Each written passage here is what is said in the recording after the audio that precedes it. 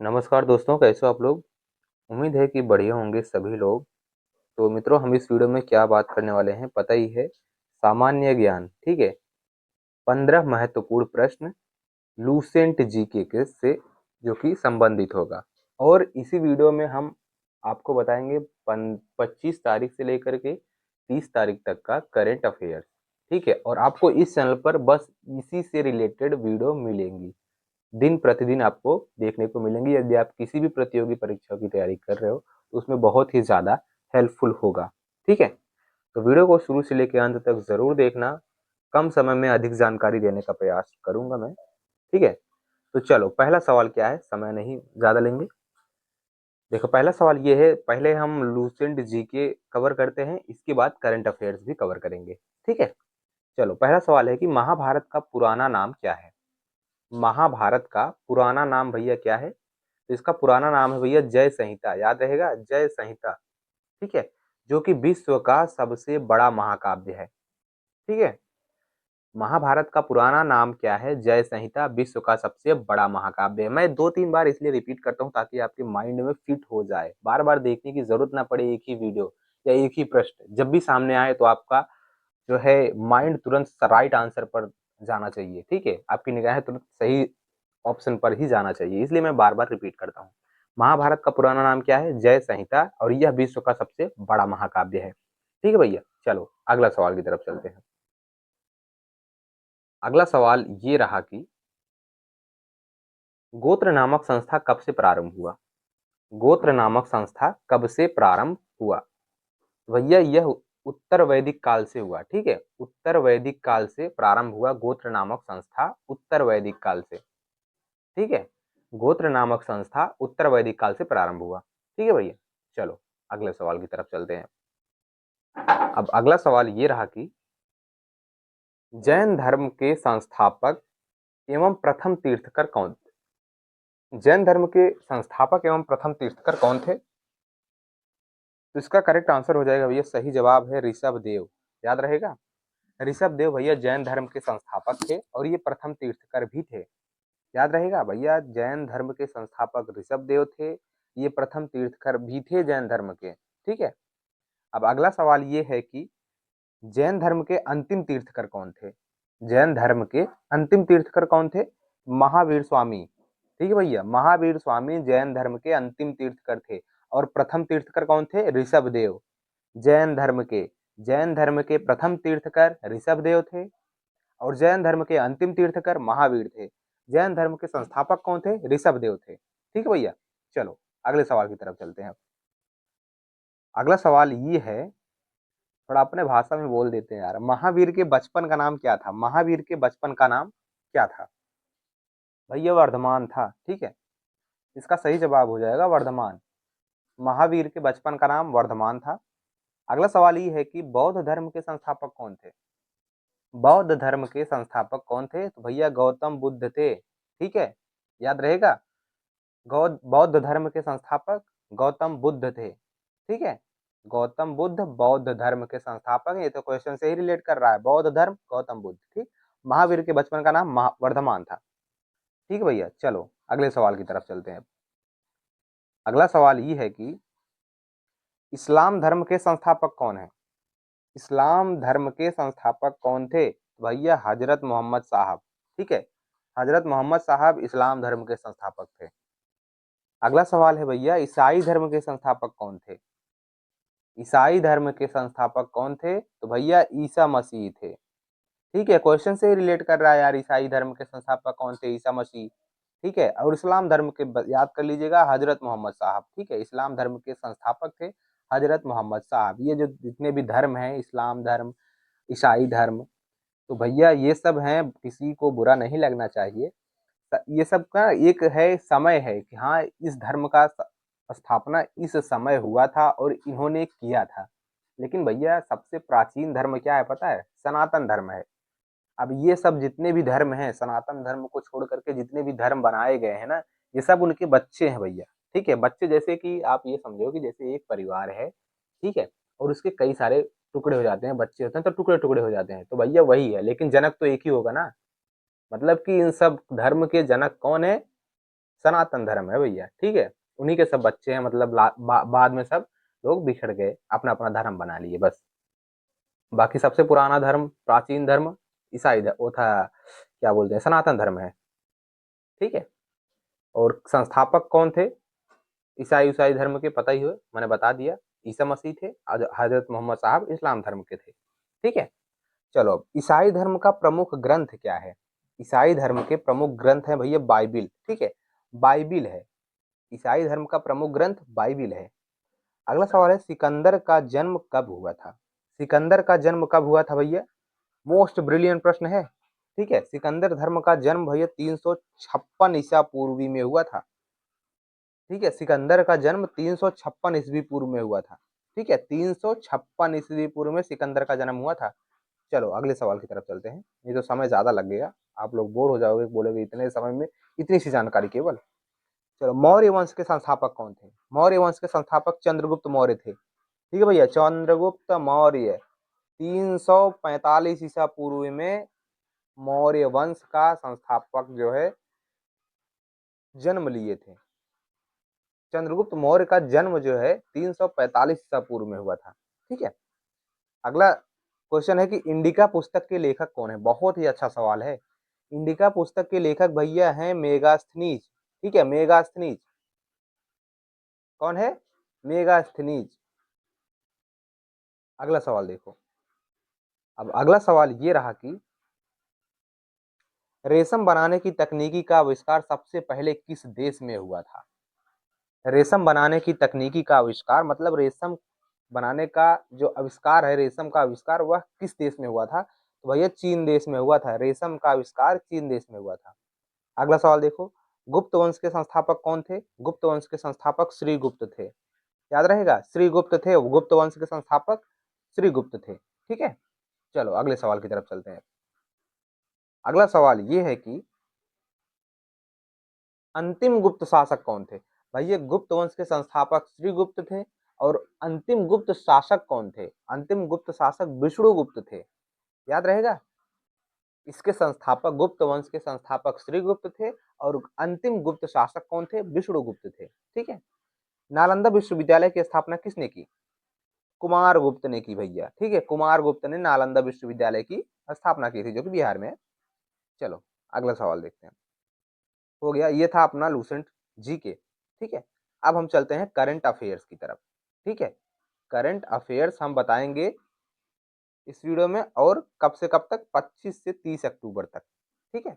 Current affairs की हम बात करते हैं। चलो, पहला सवाल जो है यह मुक्त व्यापार से संबंधित है। किससे? मुक्त व्यापार से, ठीक है भैया। तो सवाल क्या है देखो, एक सेकंड थोड़ा छोटा करते हैं हम, तभी क्वेश्चन आ पाएगा। इतना मैं कर लेते हैं, इसके बाद स्क्रॉल कर लेंगे, ठीक है।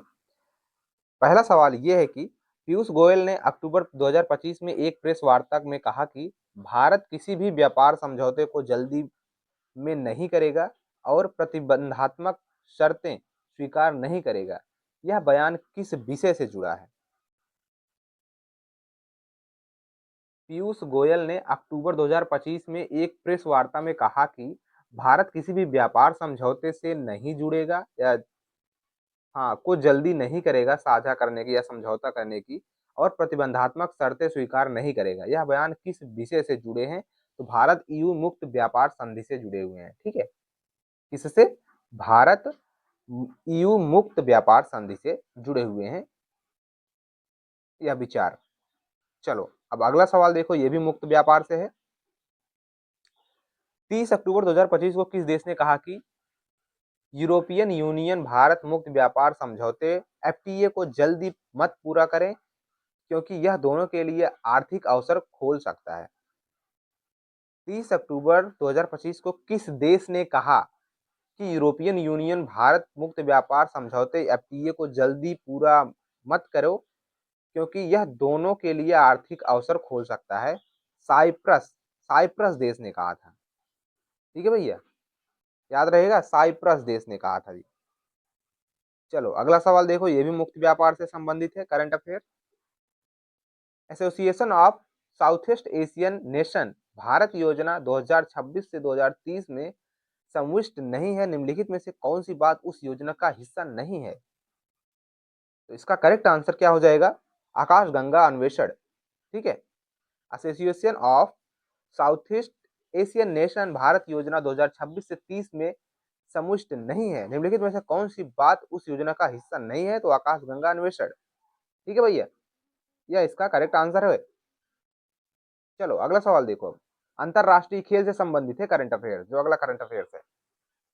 भारत ने 31 अक्टूबर 2025 के बीच 22 से 31 अक्टूबर 2025 में आयोजित एशियन यूथ गेम 2025 बहरीन में कितने खिलाड़ियों के साथ भाग लिया? 222। मोस्ट ब्रिलियंट प्रश्न है भैया, यह करंट अफेयर्स बहुत ही अच्छा सवाल है, इसे आप लोग नोट डाउन जरूर करना, यह आ सकता है 99.99%। ठीक है, 22 से 31 अक्टूबर के बीच आयोजित एशियन यूथ गेम 2025 यानी बहरीन में कितने खिलाड़ियों के साथ भाग लिया? तो 222 खिलाड़ियों के साथ भाग लिया था। ठीक है, 222 खिलाड़ी पार्टिसिपेट किए थे। चलो अगला सवाल देखो, ये भी अंतरराष्ट्रीय खेल से संबंधित है। वर्ल्ड पारा एथलीट्स चैंपियनशिप 2025 में पहली बार आयोजित हुआ था, यह कौन से शहर में हुआ था? यह भी मोस्ट ब्रिलियंट करंट अफेयर्स है। वर्ल्ड पारा एथलीट्स चैंपियनशिप 2025 भारत में पहली बार आयोजित हुआ था। ठीक है भैया, इसे तो आप लोग 100% भैया नोट डाउन कर ही लो। यह अंतरराष्ट्रीय खेल से संबंधित है करंट अफेयर्स। और क्या है करंट अफेयर्स, सवाल क्या है, क्विज क्या है? वर्ल्ड पारा एथलीट्स चैंपियनशिप 2025 भारत में पहली बार हुआ, यह भी तो याद रखिएगा। वर्ल्ड पारा एथलीट चैंपियनशिप भारत में पहली बार हुआ, पहले तो ये याद रख लीजिएगा, पहली बार हुआ आयोजित। और यह किस शहर में आयोजित हुआ? तो भैया दिल्ली में आयोजित हुआ था। ठीक है, दिल्ली में वर्ल्ड पारा एथलीट्स चैंपियनशिप 2025 दिल्ली शहर में आयोजित हुआ, भारत में पहली बार हुआ। ठीक है, चलो अगले सवाल की तरफ चलते हैं। विज्ञान प्रौद्योगिकी से संबंधित है। ठीक है, विज्ञान प्रौद्योगिकी से संबंधित है। क्वेश्चन क्या है कि नीचे दिए गए, इसको छोड़ो, मैंने एक ही ऑप्शन रखा हुआ है। क्वेश्चन ये है कि कौन सी बात 25 अक्टूबर 2025 तक की रिपोर्ट में शामिल है? कौन सी बात 25 अक्टूबर 2025 तक की रिपोर्ट में शामिल है? तो भारत ने अपना मुद्रा यानी रुपये को वैश्विक व्यापार में बढ़ावा देने की तैयारी की है। ठीक है, उतना विशेष लग नहीं रहा है, फिर भी देख लो एक नजर में। अब अगला सवाल ये है कि भारत घटना, ठीक है, घटना पर भारत में जो भी घटनाएं घटी हुई हैं उससे संबंधित है। अब सवाल यह है कि संयुक्त राज्य अमेरिका ने भारत को किस बंदरगाह पर 6 महीने की छूट, 6 महीने का छूट दी है, जो भारत के क्षेत्रीय संपर्क एवं व्यापार के लिए महत्वपूर्ण है? चेबरा बंदरगाह, नाम याद रखना, चेबराह बंदरगाह का नाम क्या है? चेबराह। ठीक है, चेबराह बंदरगाह पर छूट दिए हुए हैं 6 महीने का। संयुक्त राज्य अमेरिका ने भारत को चेबराह बंदरगाह पर 6 महीने का छूट दिया है, जो कि क्षेत्रीय संपर्क एवं व्यापार के लिए महत्वपूर्ण है। ठीक है भैया, चेबराह बंदरगाह पर छूट दिया है अमेरिका ने भारत पर। अब अगला सवाल देखो, यह भी भारत घटना है जो कि खेल से संबंधित घटना है। ठीक है, क्या है? बास्टर ओलंपिक्स 2025 का आयोजन किस राज्य में किया गया है, जिसमें लगभग 3.8 लाख से अधिक प्रतिभागी शामिल हुए हैं? क्वेश्चन क्या है, ध्यान से सुनिए। बास्टर ओलंपिक्स 2025, बास्टर ओलंपिक्स 2025 भैया यह किस राज्य में आयोजित किया गया है और जिसमें लगभग 3.8 लाख से अधिक लोग पार्टिसिपेट किए हैं? तो छत्तीसगढ़ में हुआ था बास्टर ओलंपिक 2025 का आयोजन, यह हुआ है इसमें छत्तीसगढ़ में। और कितने लोग पार्टिसिपेट किए थे? 3.8 लाख लोग। ठीक है, लगभग 4 लाख लोग पार्टिसिपेट किए थे, उससे अधिक 3.8 लाख से अधिक, मतलब 4 लाख के लगभग। अगला कारण देखो क्या है, यह है मुक्त व्यापार से संबंधित। यूरोपियन फ्री ट्रेड एसोसिएशन यानी EFTA, इसे शॉर्ट फॉर्म में बोलेंगे EFTA बोल सकते हो, यूरोपियन फ्री ट्रेड एसोसिएशन को EFTA बोलो। भारत मुक्त व्यापार समझौता TPA कब से लागू हुआ? भारत मुक्त व्यापार समझौता यानी TPA कब से लागू हुआ था?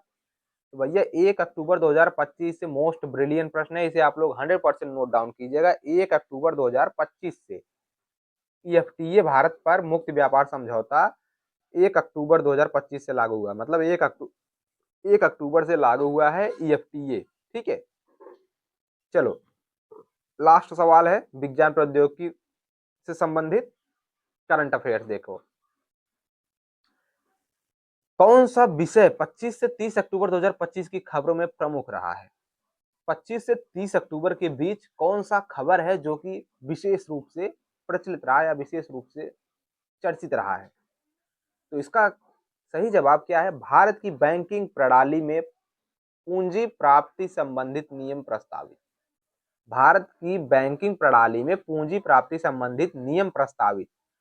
ठीक है, यह जो है सबसे अधिक चर्चा में रहा है, 25 अक्टूबर की सुर्खियों में रहा है। 25 से 30 अक्टूबर की सबसे ज्यादा सुर्खियों में रहने वाली बात यही है कि बैंकिंग प्रणाली में पूंजी प्राप्ति संबंधी नियम प्रस्तावित हुए। ठीक है भैया, तो इसी प्रकार से अगर आप डेली का करंट अफेयर, इसमें था 25 से 30 तारीख तक का करंट अफेयर। ठीक है, और एमसीक्यूज ही मैं बताता हूँ जितने भी एमसीक्यूज। अब इसमें कितने आपको लग रहे हैं कि हाँ इतने इतने एमसीक्यूज हमें लगे हुए हैं, तो अगर मैंने 20 प्रश्न का एनालिसिस करवाया है इस वीडियो में, तो 100% कम से कम 10 क्वेश्चन या 9 से 11 क्वेश्चन एमसीक्यूज होंगे आपकी नजर में। ठीक है, मेरी नजर में तो ये 15 क्वेश्चन लगभग थे। 4-5 क्वेश्चन थे जो कि उतना ज्यादा थे नहीं, बट हाँ देखना चाहिए भाई, क्योंकि एग्जाम में ऐसा होता है कि हम जो चीज पढ़ के नहीं जाते, बस एक नजर देख लेते हैं, और यार इसको कम से कम ठीक से देख लिया होता ना, तो 100% इसका जो आंसर है वो हम लोग करेक्ट करके आ जाते। यार इसकी वजह से गलत हो गया, हमने देखा नहीं, एक नजर नहीं देखा, तो ये हो जाता है बात। तो इसलिए हमने जो है 5-6-7 क्वेश्चन एक्स्ट्रा डाल देते हैं। लेकिन हाँ कि ये है कि 10 क्वेश्चन तो आप 100% एमसीक्यूज ही रहते हैं। इसी प्रकार से अगर आप डेली करंट अफेयर्स और सामान्य ज्ञान की तैयारी करना चाहते हो तो भैया चैनल को सब्सक्राइब कर लो। ठीक है, सब्सक्राइब कर लीजिए और कमेंट बॉक्स में बताइएगा अपना ओपिनियन, नहीं तो डिस्क्रिप्शन में पढ़ लो इस चैनल के बारे में, जो भी आपको जानकारी मिलेगी आप डिस्क्रिप्शन पढ़ सकते हो। ठीक है, तो भैया सब्सक्राइब कर लो। आपका साथी सौरभ पाल आपको वीडियो प्रॉपर देता रहेगा। ठीक है भैया, चलो मिलते हैं हम अगली वीडियो में।